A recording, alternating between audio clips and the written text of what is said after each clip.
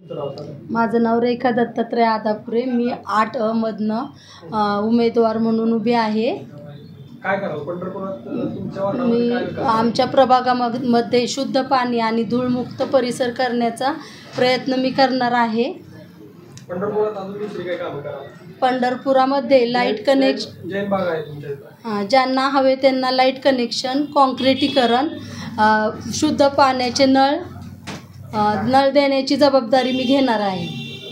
अजून काय विकास कराल पंढरपुरात? अजून महिलांसाठी महिन्यातले 2 दिवस महिलांसाठी 1 दिवस आणि पुरुषांसाठी 1 दिवस मोफत रक्त तपासण्या, वर्षातनं 6 महिन्यातनं एकदा ऑपरेशन, मोतीबिंदू वगैरेचे ऑपरेशन करून देण्याची जबाबदारी मी घेणार आहे. तुमच्या आई उभारल्यात 8 मधून, तर याबद्दल तुम्ही म्हणजे काय विकास कराल?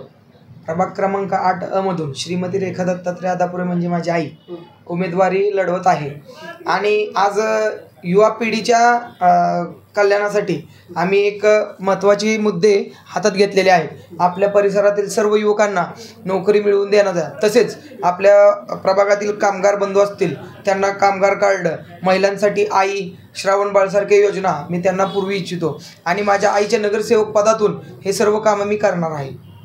अजून काय विशेष काम म्हणजे आता अतिक्रमण जास्त होतं किंवा नाथ चौक म्हणजे काय किंवा गर्दीचं ठिकाण मानलं जातं? पंढरपुरात आता सध्या चालू आहे महत्त्वाचा विषय म्हणजे कॉरिडॉर बाधित माझे जेवढे बंधू आहेत त्यांना योग्य न्याय मिळवून मी त्यांच्या सर्व अडचणींना सगळ्यात पहिलं मी सामोरे जाऊन त्यांना योग्य न्याय मिळवून त्यांना मी तिथे जबाबदार राहून त्यांच्या इच्छा पूर्ण करण्याचा मी पूर्णपणे प्रयत्न करीन. आणि पंढरपुरातला पहिला कॉरिडॉरला विरोध 150 व्यापाऱ्यांच्या सह्या घेऊन मी स्वतः नोंदवलेला आहे. त्या सर्व बांधवांना एकत्रीकरण करून त्यांना योग्य तो न्याय मिळवून देऊन त्यांच्या सर्व गरजा पूर्ण करून व्यापाऱ्यांचं कुठलंही नुकसान न होता कॉरिडॉर करता येईल का असा विचार सरकारच्यात आणि व्यापाऱ्यांच्यात संगनमत करून मी ते कार्य पुढे नेण्याचा प्रयत्न करीन. तसेच आमच्या प्रभागातील महावीर नगर भागात महावीर उद्यान हे सर्वात प्रसिद्ध उद्यान असून आत्ता ते भकास आहे.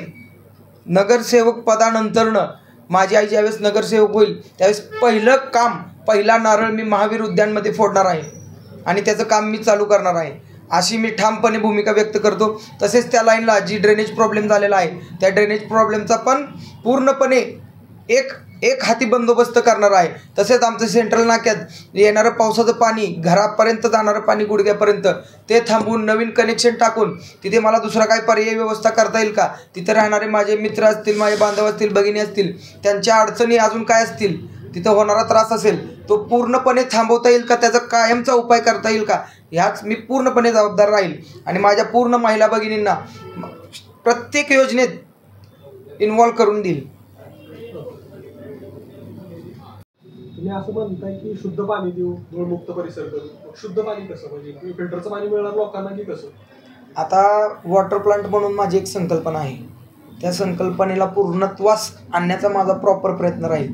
त्यातून आपल्याला शुद्ध पाण्याची, पुण्यासारखं शुद्ध पाणी मिळणार लोकांना पंढरपुरात? पुण्यासारखं नाही, पुण्यापेक्षा चांगलं पाणी पोचवण्याचा मी 100% प्रयत्न करणार.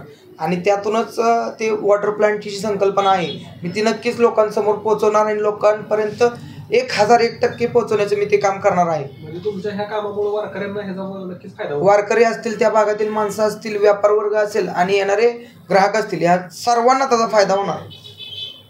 तसेच आपल्या प्रभागात होणाऱ्या प्रत्येक अडचणी, मागेल तेथे कॉन्क्रिटीकरण असेल, मागेल तेथे ड्रेनेज कनेक्शन असेल, मागेल तेथे नळ कनेक्शन असतील, यासारख्या ठाम मुद्द्यांना धरून मी माझ्या आईच्या नगरसेवक पदाच्या भूमिकेतून ही सर्व कामे करीत. लोकांचं म्हणणं आहे की लाईट आतून असावी, जमिनीच्या आतून, ज्या काही बाहेर ठिकाणी लाईट आहेत त्या आतून असावे असं म्हणणं आहे.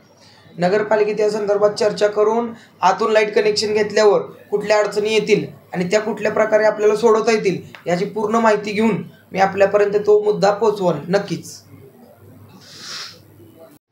प्रभाग क्रमांक 8 मधील किंवा पंढरपुरातील सर्व युवा मुलांना निर्व्यसनी आणि निरोगी ठेवण्यासाठी आपण प्रभागात चिजबंद तालीम स्वखर्चाने 15 लाख खर्च करून बांधलेली आहे.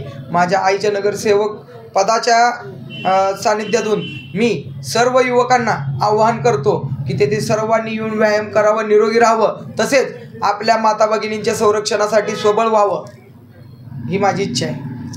तुम्ही असं पण बोललेत की तुमच्या ह्याच्यात गृहउद्योग करणार, काय हा. गृहउद्योग देणार? आता आपल्या इकडं ज्ञानेश्वर झोपडपट्टी, सेंट्रल नाका हा जो भाग आहे तिथल्या महिलांचं सक्षमीकरण करण्यासाठी गृहउद्योग असतील, परत तुम्हाला सांगतो बचत गट असतील, ह्यात जास्तीत जास्त सरकारच्या योजना मी त्यांच्यापर्यंत पोहोचवायचा प्रयत्न करणार आहे माझ्या आईच्या माध्यमातून. त्यांनी काल एक म्हणजे मुलाखत दिली तिथल्या सेंट्रल नाक्यातल्या महिलांनी की बाबा आम्हाला बाथरूमची व्यवस्था नाही, काही महिला स्टँडला बाथरूमला जातात, त्याबद्दल काय बोलाल?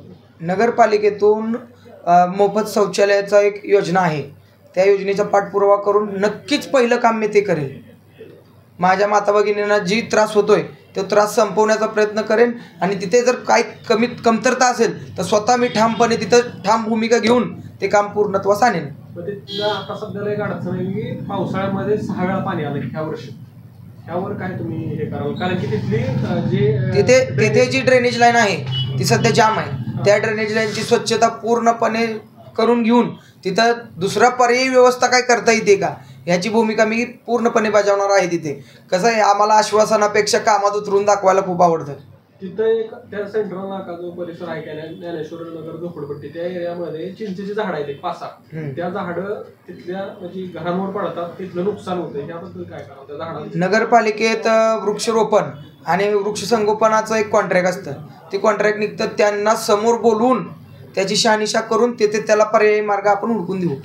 त्याच चिंचेच्या झाडामुळे तिथले ड्रेनेज म्हणजे पॅक झाले, त्याच म्हणजे कारण असू शकतं तिथलं लोकांचं, म्हणजे लोकांचं वृक्षतोड न करता लोकांचे प्रॉब्लेम कसे सॉल्व्ह करता येतील आणि ड्रेनेजचा प्रॉब्लेम कसा सॉल्व्ह करता येईल याचा मी पूर्णपणे प्रयत्न करेल.